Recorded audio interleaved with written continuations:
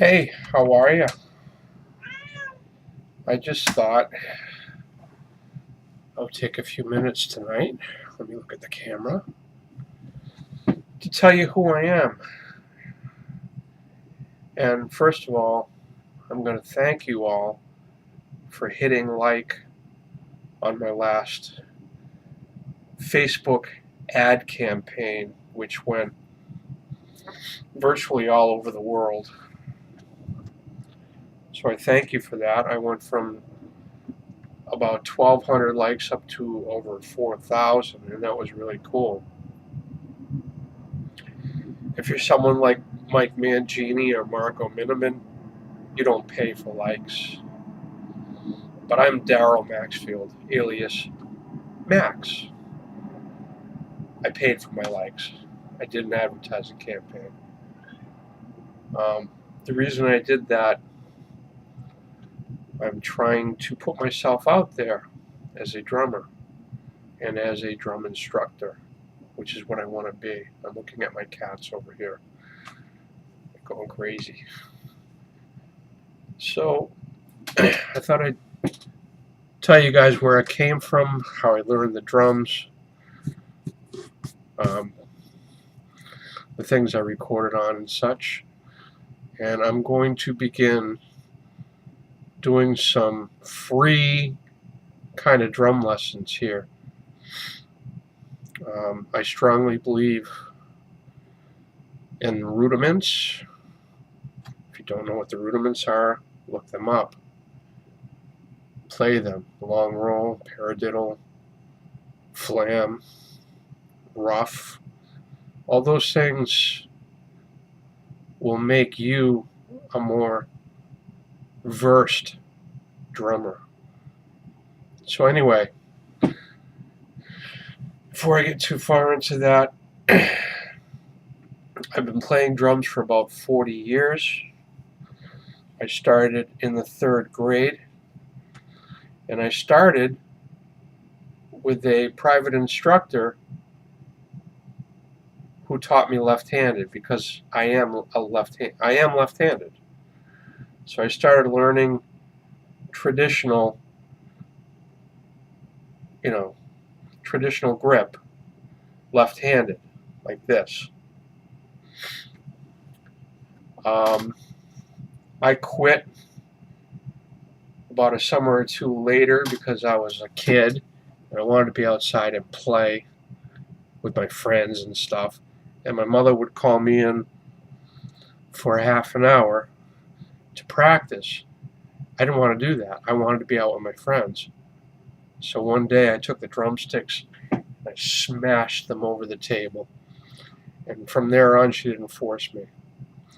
So from there, I took them up again on my own in the 6th grade in the public school systems in Westfield, Mass. And I began playing right-handed, which seemed weird to me. But I did it. I would go back to playing lefty just to show them that I could do it, I guess. But I learned right-handed, and that's the way I played. I played in small drum corps, the Whip City Diablos out in Westfield, Mass., which was a Spanish-style marching corps. I played in the band, the jazz band. I took anything and everything I could for music, electronic music, just anything, music theory, all of it. I wanted to immerse myself in it. Well, a few years later in high school, I decided I wanted to play matched grip, which a lot of people do these days, more than not. I mean, there are a few people that still play traditional grip. Carl Palmer from Emerson, Lake and Palmer, if you know who that is, if you're my age. There are drummers that do it that way. Vinnie Colaiuta, there are drummers. There are advantages and disadvantages to both. So anyway, I learned matched grip, and I learned it all over by relearning my rudiments, but doing it matched grip and getting control like that.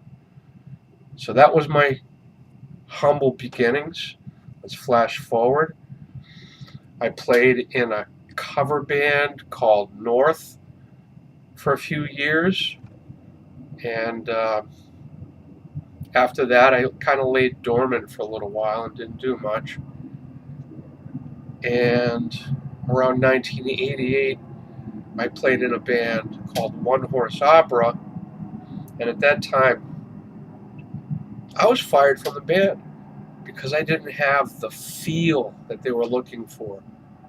Well, this really got me upset, and I decided to study with someone who at the time was a local legend, but now is a famous, world-renowned drummer. I studied with Mike Mangini. I started studying with him in 1989. I studied on and off with Mike for 20 years, and I learned some really good things from him. The big thing for me was how to count odd time and keep track of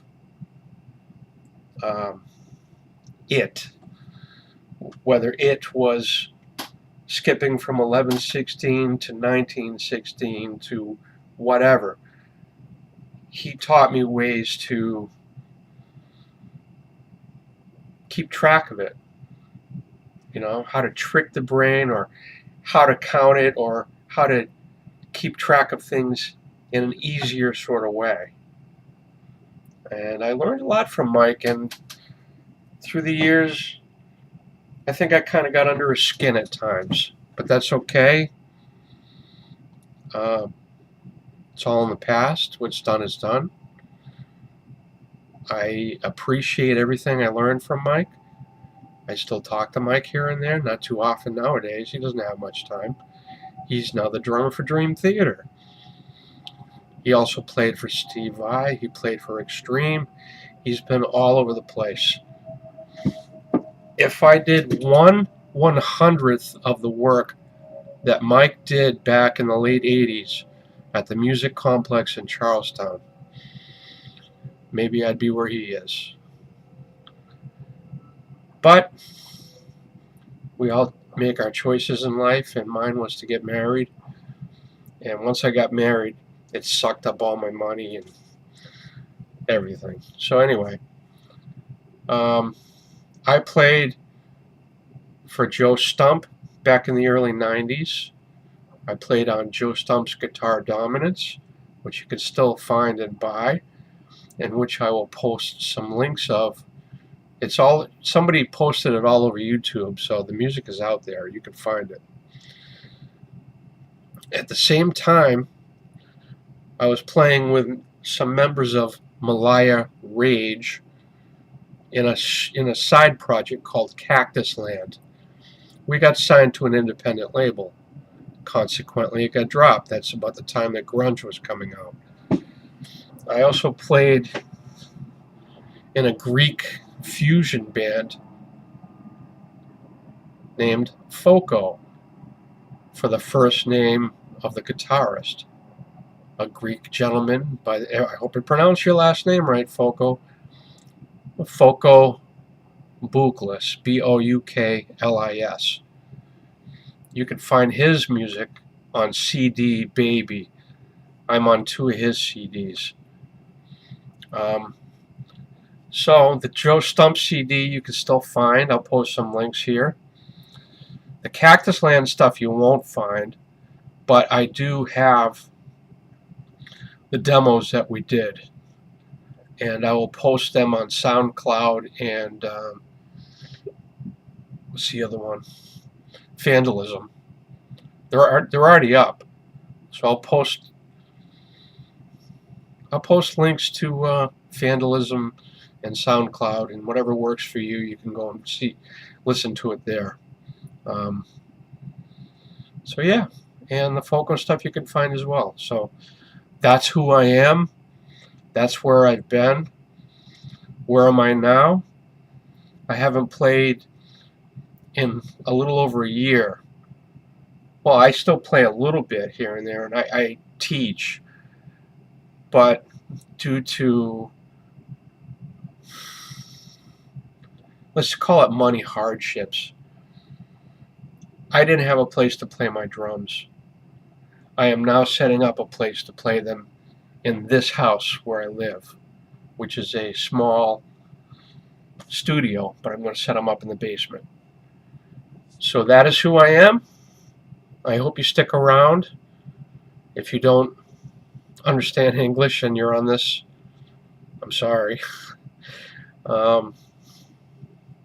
Thank you for following me on Facebook. Have a good night.